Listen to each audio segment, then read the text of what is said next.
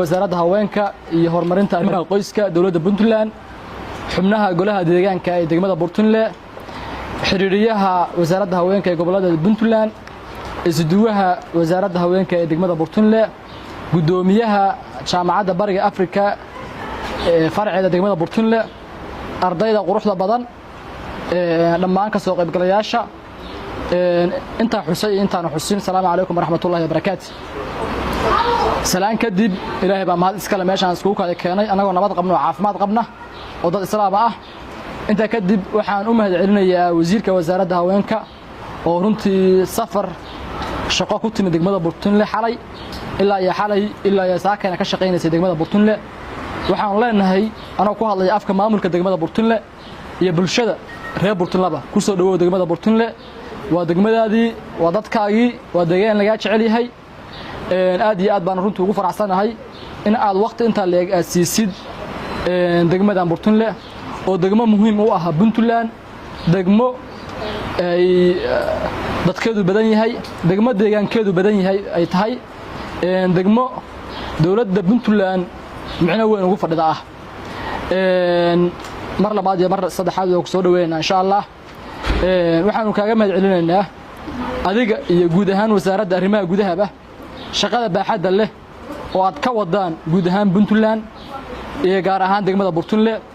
waxaan qirayaa anoo ah duqi degmada in wasaaradda haweenka degmada Burtunle ay adeegyadii asaasiga ah u soo dhameystirnay aad iyo aad baan uga mahad celinaynaa waxaan rajaynaynaa intaas iyo in ka badan insha Allah in la sii gaarsiiyo horay loo sii socdo sidoo kale waxaan bogaadinayaa bahda waxbarashada jaamacadda bariga Afrika degmada Burtunle oo gudoomiyuu joogo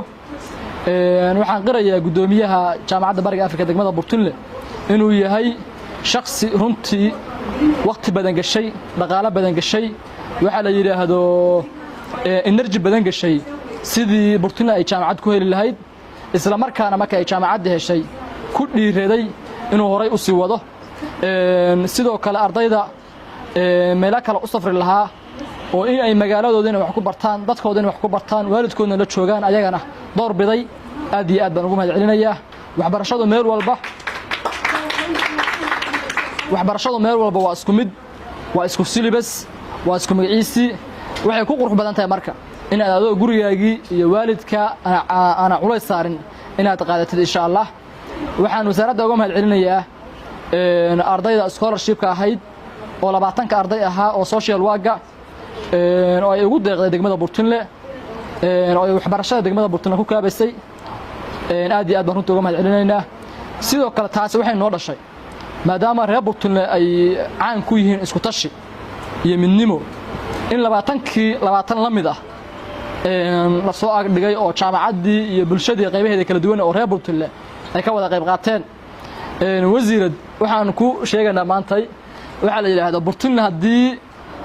100,000 loogu deeqo oo horumar ah 100,000 oo kale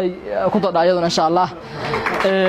waxa la yiraahdo wax walba loogu deeqo waxa la eeg insha Allah ama ka badan ba waxa la yiraahdo insha Allah ay sameeysaa intaas aan uga harayaa insha Allah intaas kadib waxaan rabaa inaan fariin yar ku darsado fariintaas oo ah waxa la galay xilli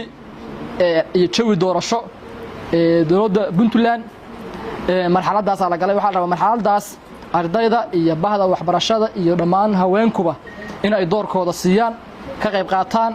in dawladda madaxweyne Saciid Cabdullaahi Dani waan uga mahad celinaa runtii ka go'naanshaha in dadka talada dib loogu cisho insha Allah marka waxa la rabaa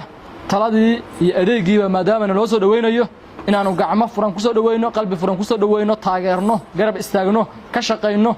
aan runtii anagu isdoorana insha Allah hadii Ilaahay yiraahdo odayaasha iyo nabadoonnada